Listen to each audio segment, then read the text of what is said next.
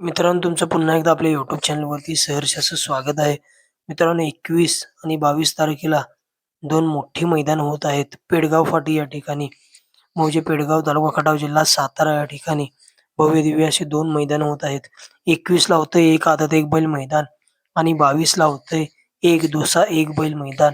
आणि या मैदानामध्ये कोणकोणते नंदी आपल्याला पळताना दिसू शकतात ते आपण या व्हिडिओमध्ये बघणार आहोत. तरी व्हिडिओ शेवटपर्यंत बघा आणि लाईक, शेअर आणि सबस्क्राईब करायला विसरू नका. हे दोन्ही मैदानं मित्रांनो एक रंगीत तालीम असू शकते. या जे 25 तारखेला परंपरेचं मैदान होतंय, ओपनचं मैदान, विठ्ठल केसरी आषाढी एकादशी निमित्त जे परंपरेचं मैदान होतंय, विठ्ठल केसरी 2026चं मौजे कातर खटाव, तालुका खटाव, जिल्हा सातारा या ठिकाणी या मैदानासाठी एक रंगीत तालीम म्हणून या मैदानानं दोन्ही मैदानाकडे बघितलं जातंय. मित्रांनो, भव्य-दिव्य असं 21 तारखेला होतंय एक आदत एक बैल मैदान आणि 22 तारखेला होतंय एक दुसा एक बैल मैदान पेडगाव फाटी या ठिकाणी. आणि या मैदानामध्ये आपल्याला अनेक नामांकित नंदी पळताना दिसणार आहेत.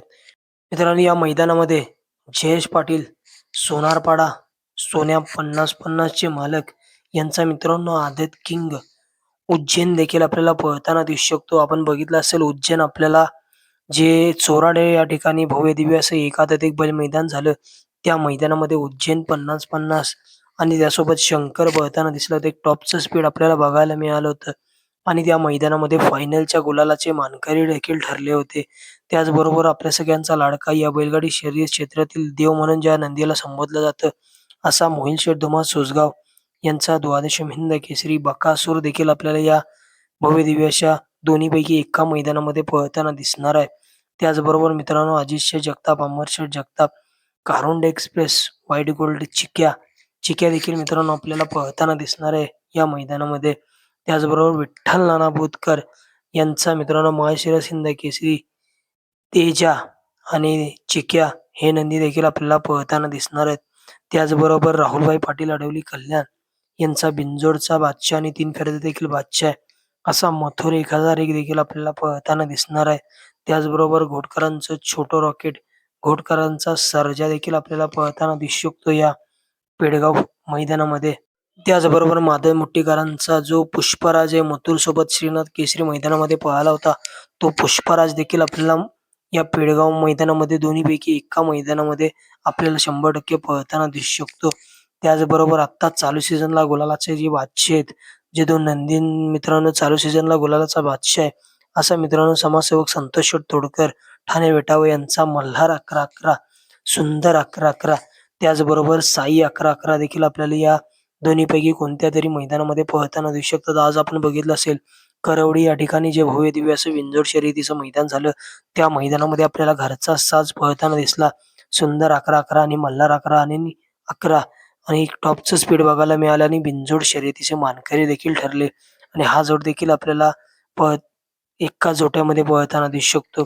त्याचबरोबर स्वर्गीय पंढरीशेठ फडके दादा सरकार व्हिगर पनवेल यांचा सर्जा दादा, रोमन दादा, पक्षा दादा हे देखील नंदी आपल्याला या मैदानामध्ये पळताना दिसू शकतात.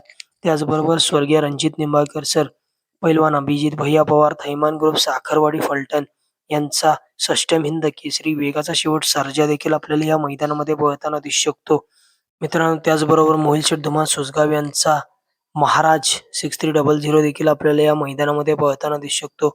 त्याचबरोबर माळशिरस हिंद केसरी मैदानातील प्रथम क्रमांकाचा मानकरी नातेपुतेकरांचा लक्ष्या देखील आपल्याला या मैदानामध्ये पळताना दिसू शकतो. त्याचबरोबर आत्ता चालू सीझनला गुलालाचा बेताज बादशाह आहे, असं मित्रांनो हॉटेल सागर शाहिदभाई मुलानी नातेपुते यांचा चतुर्थ हिंद केसरी सचिन देखील आपल्याला या मैदानामध्ये पळताना दिसणार आहे. त्याचबरोबर राजू पाटील आगाशिवनगर व नवनाथ शेठ जगदाळे यांचा पुसेगाव ओरिजिनल हिंद केसरी किताबाचा मानकरी लक्ष्या देखील आपल्याला या मैदानामध्ये पळताना दिसणार आहे. अनेक मित्रांनो नामांकित नंदी आपल्याला या भव्य-दिव्य अशा पेडगाव मैदानामध्ये पळताना दिसणार आहेत. मित्रांनो, कोण आपल्याला या मैदानामध्ये पळताना दिसेल नक्की कमेंट करून सांगा. आणि चॅनलवरती नवीन असाल तर चॅनलला लाईक, शेअर आणि सबस्क्राईब करायला विसरू नका.